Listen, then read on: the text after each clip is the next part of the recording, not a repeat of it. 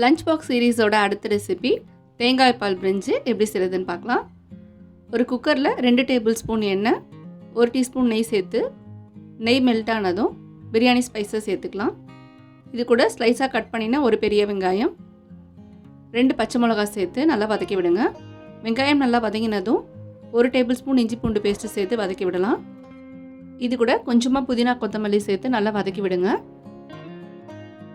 இப்போ ஒரு சின்ன தக்காளியை ரஃப்பாக கட் பண்ணி சேர்த்துக்கலாம்.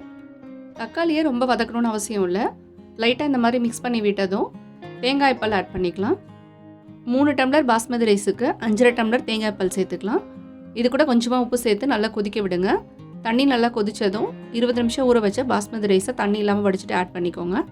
இப்போ இதை நல்லா மிக்ஸ் பண்ணி எடுத்துகிட்டு மீடியம் ஃப்ளேமில் 2 விசில் வச்சு எடுத்துக்கலாம். சூப்பராக நல்லா உதிரியாக தேங்காய் பால் பிரிஞ்சு ரெடி. ட்ரை பண்ணி பாருங்கள்.